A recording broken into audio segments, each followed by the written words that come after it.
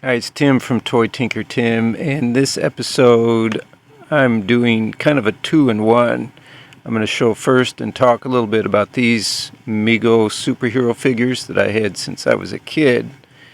And then in the second half, I'm going to show you how I went about to kind of clean them up, get them back in shape, some paint loss, broken foot, missing pieces, and even some fabric repair. So it's a show and tell and repair episode. Two for one. So let's go ahead, let's get it started.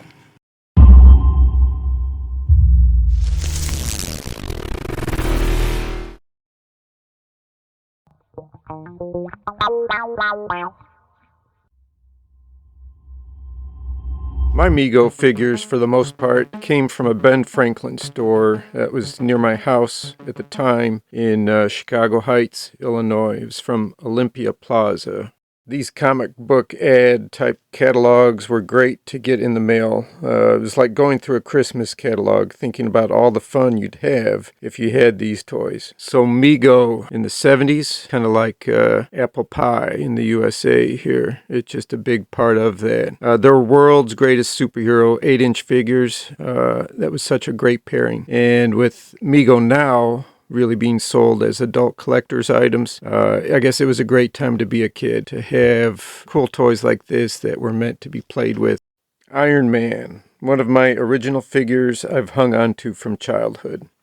This Mego 8-inch action figure is what I remember of Iron Man being Iron Man. It's this style of costume that he's wearing. And besides the comic books, there were the 60's Iron Man cartoon reruns that would be on TV after school to fuel the appetite for this classic version of Iron Man. You can see here in the details on the head sculpt, the 1974 marking for Mego on the back of the neck. Captain America. Captain America and his mighty shield here. Like the Iron Man, there were also the 60's cartoons of Captain America that would be running after school. And these were definitely influences that helped fuel the sales of these cool Mego figures. Some of the detailed view of the head sculpt, I know there's been folks that have bad-mouthed about because of how the eyes are painted and whatnot, but it is what it is. It was a kid's toy. It wasn't adult collectors buying them at the time. It was kids. They were playing with it. You can see here on the neck, it's marked for 1973. Shazam! Shazam did have a TV series in the mid-70's, along with the Isis and Wonder Woman series that were going on. I guess technically the collar is up, but I've just always preferred them with the collar down. It just bugged me, especially as a kid, having the collar up around his neck. Another thing that's interesting on this figure is, and this is one I had since I was a kid, that there is no year marking on the neck like on the other figures. Spider-Man. He's one of the 4 that I had as a kid. This is not the exact figure that I had, but he is one. Again, this is a vintage figure, but it was given to me. The original 4 that I had were Spider-Man, Captain America, Iron Man, and Shazam here. But Spider-Man, besides the cartoons, we had Electric Company. About 1974, Spider-Man would come on there for appearances and little skits. And then later in the 70's, there was the Spider-Man TV series. The Amazing Spider-Man was the name of that show from 77 to 79. The marking on his neck is 1972. The Green Goblin. I didn't have this one as a kid. This was given more recently to me from my brother. But the sculpt on this thing is actually kind of scary, you know. But it's pretty cool. It's a lot of detail, especially on the fabric costume that he's wearing. The little upturned toes and the boots and everything. The shoulder bag with all his goodies, his bad bombs in there and everything. So this one is marked 1974 on the neck. So now it's time to move on to how I got these figures tuned back up into shape, cleaned up, touched up paint, fabric, and what have you here. So we'll get started on that part. So I'm going to get into a foot repair. This is a Type 2 figure. It's dated 1974. You can see here in the left foot a stress crack that goes around the entire foot, which might explain how or why the right foot ended up missing. Fortunately, the collector interest in these figures makes it fairly easy to get original parts online, and the manufacturing design makes it even easier for a repair. So I was able to get an original foot and ankle pin to restore this figure. It's simply lining up the foot and then carefully setting or getting that pin started into the opening. I'm using the sides of this flat wide tweezers to press the pin into place without putting marks into the leg plastic from using something like pliers. You can see the pin is centered into place. There's a indent amount of space on either side of the plastic pin at the ankle joint. So to get that same type of fit here, I'm using a spring-loaded center punch. With this tool, no hammer or other tools needed. Just line it up and push all the way down until the spring in the handle activates and it's centered. The green Goblin. He's pretty cool, kind of creepy. This figure I did not have as a kid. My brother gave it to me recently. It's a cool vintage figure. The biggest obvious issue is his snagged outfit. He's pretty well intact and in decent shape otherwise. His missing shoulder bag of tricks, which is relatively easy to replace. Otherwise, it's pretty good. We're off to a good start. But this figure is probably one that took me the most to get him back up into shape. His outfit is kind of dirty. His head is a bit grungy. And he's got some paint loss on the tip of his hat. All in all, it'll be a great one here once a few issues are addressed. The polyester material his outfit is made of it's a woven material. So to touch up the fabric, I'll be attempting to compress this snagged out material. To get started on the fabric, I'm going to make a form to slide into the outfit to hold it flat while I work on it. I'm just laying the costume on this cardboard cardstock, and I'm making a rough tracing of the torso area in pencil. I'm making reference marks where the sleeves begin and at the leg and the bottom of the torso as boundaries, because I don't need any of this cardboard form to go beyond these points.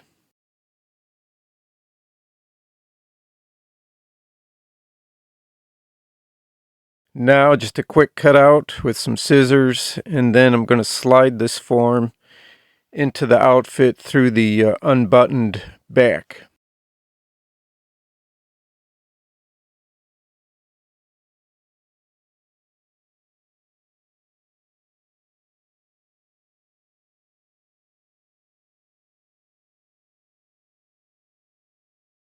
I just want to kind of work the form into position, sliding the fabric into shape, and then I'll fix the snaps together on the back of the outfit, and then I'm ready to begin the work. I'm misting the area with water, and I'm going to be using a popsicle stick here to press and compress those fibers down. What I'm trying to do is work the frayed fibers, get them relaxed, back down and into shape, kind of following the original material, that woven area. So I'm pressing fairly heavily down.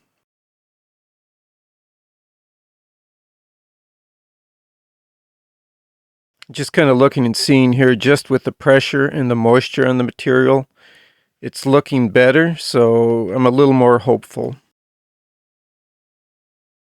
For my next step here, I'm using Dritz Stitch Witchery. It's a fusible bonding web.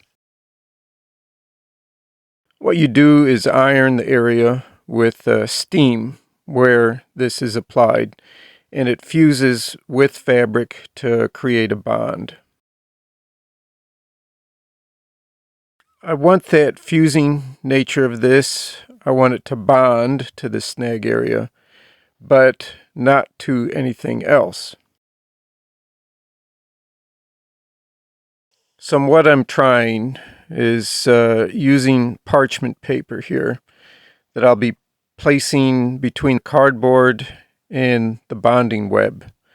So that bonding is used, it's positioned inside of the green Goblin suit under the snag spot.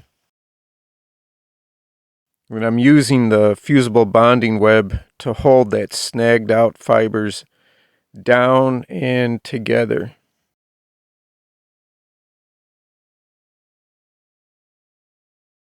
So the surface material on Green Goblin's outfit is still damp, and I'm using a cloth in between the iron and the outfit. The iron is steaming, although not much is showing up here in this video. So I'm holding the iron still, pressing down, not moving or wiggling the iron around. So here's a look at how it's turning out with the bonding web. You can see it really does fuse into the material. It's only slightly tacking to the parchment material as I pull that away. So it's looking really good in that large snag area, but the spot nearest the collar still kind of bugs me. So I'd like to work this over with more applications of the fusible web and see if I can't improve the appearance here a little bit more. So after a total of 4 applications of the fusible web material, I think it looks significantly better than where it started off at.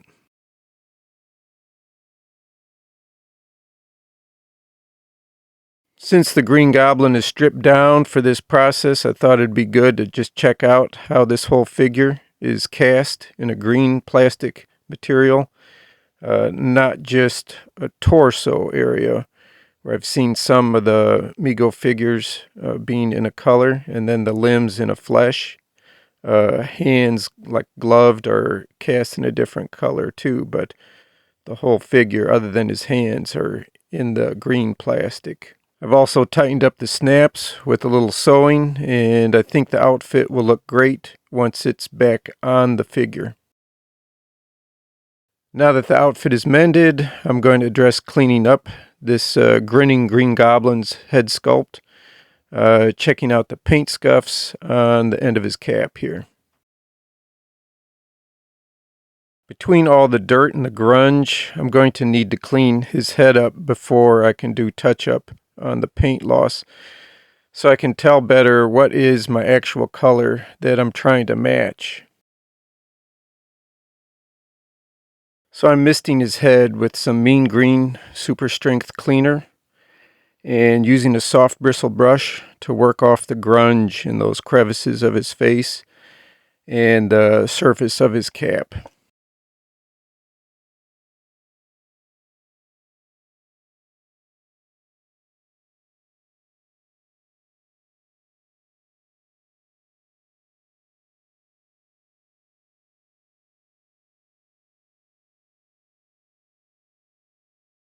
So I'm using that same cleaner on his outfit here, letting it stand just for a few minutes, and after saturating it, then I'll blot it out by rolling it tightly in an old cloth. The fusing material I used on this repair spot is washable, but I'm using this approach to try and do my best of not disturbing it or working out that area too much.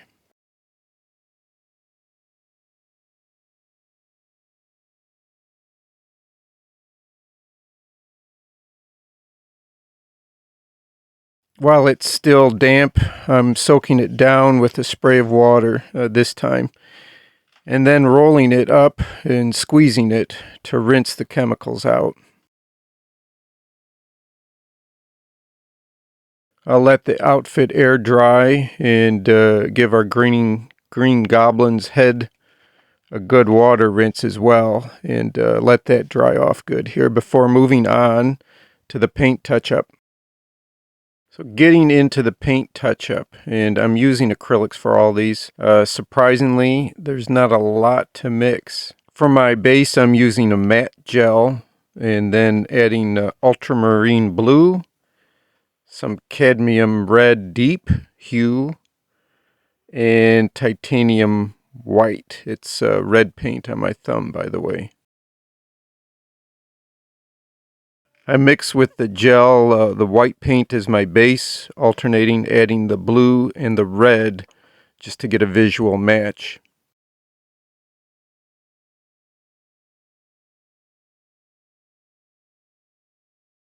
So with this paint, I'm layering coats of acrylic paint versus putting on like one heavier coat.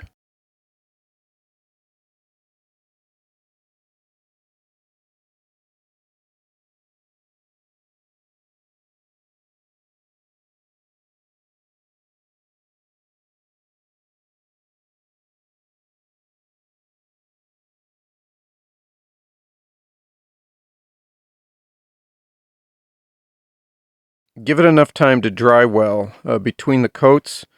You can buff any brush lines just with your fingertip when the coats are dry. I went through 3 touch-up coats to cover the paint rubs. This way there's no need to repaint the entire cap. So all I have to do is just order a replacement shoulder bag here to complete this figure. The end result of the work is pretty good. It's definitely better than where it started. The paint and the fabric repair, I've gotten his snaps tightened up as well. So a little side-by-side comparison of the figure and how it's done, some before and after. So Captain America, this is one of my childhood figures that I've had, and he suffers from one of the very common issues you'll see on these vintage figures, and that is the paint loss on the tip of his nose. His skin color is closer to a very jaundice appearance, but I can match it. This time I'm using the titanium white as my base, adding cadmium yellow deep hue, and then burnt umber.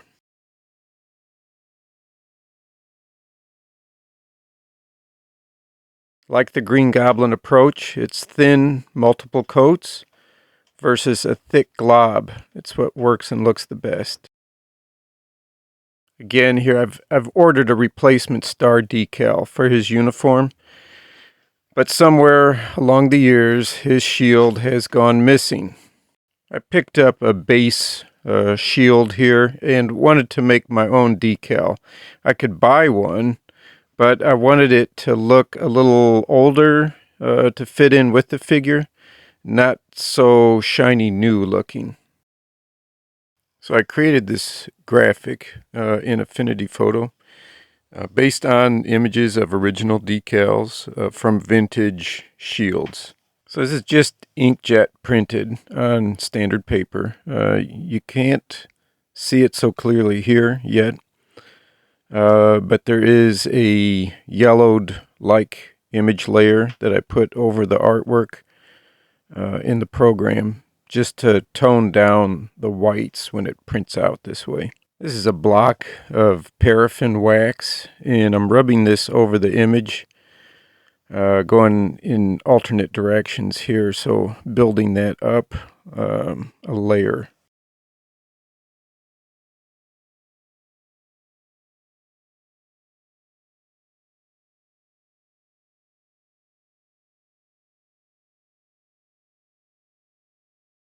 So I'm putting parchment paper over the image here where I've been putting the wax on, And I'm going to be burnishing that wax further into the paper surface, really pressing it down into the fiber as much as possible of this then. Now after the wax is on, I'm just buffing the surface here with a soft cloth.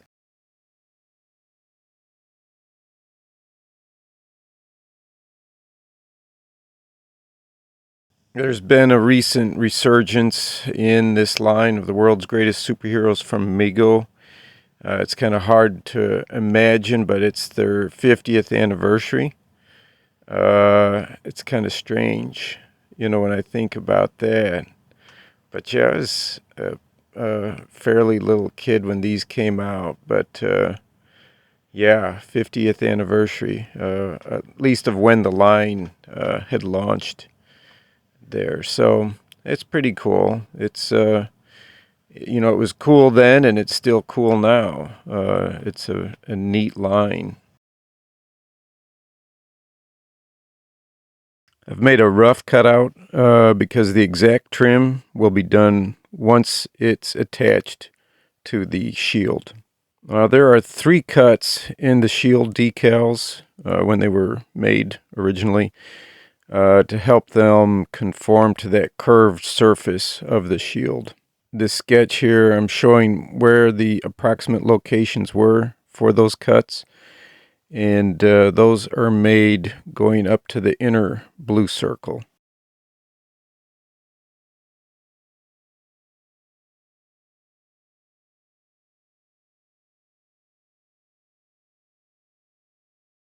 Yeah, you can just order a reproduction decal and go about some steps to try to age it versus the steps here I'm doing of making one. And I've included this here, though, my purpose, so you can custom make your own decals for whatever purpose or project that you might have. So it's just kind of building in some options for you for more specialized situations.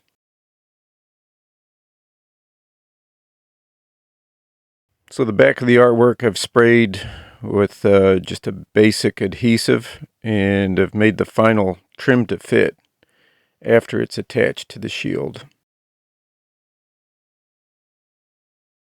So the Iron Man outfit is in good shape. His decal for the center chest piece was loose, so I took it off and took that opportunity to clean the outfit good. The decal was a bit creased and folded, but I just burnished it out back to being flat. The belt had some heavy scratches that I buffed out with some 3000 grit sandpaper and a little bit of plastic polish after that.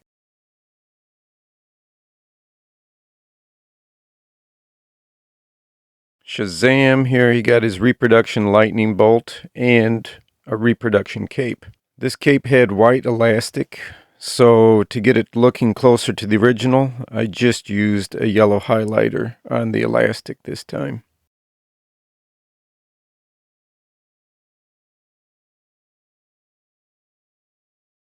I do have the original cape. It's just in really worn and dirty shape, so I'll keep it and just display the repo cape here on the figure. The reproduction cape is pretty close to the original, aside from the use of the white elastic.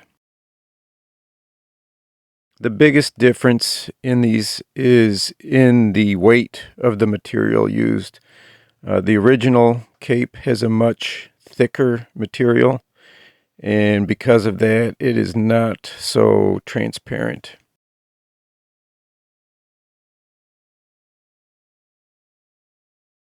It's also a little bit of paint touch-up on Shazam's hair. Here, paint rubs on top of his head.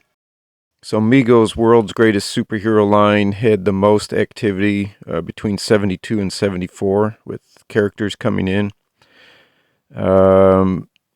By reaching 80, it had already started to fade away. Figures cut out from the line. and I believe it was in 1983 it officially ended. So there's my look here, the figures that I've had and how I went about to get them cleaned up, restored, repaired, back into nice displayable condition, keeping up value on figures or vintage toys. So that's what Toy Tinker Tim's about. Remember to subscribe, share the episode with other collectors, go ahead and put it on your social media, share it there. If you're interested in supporting the channel, there's a membership option there also. And thanks for checking it out. And as always, thanks for watching.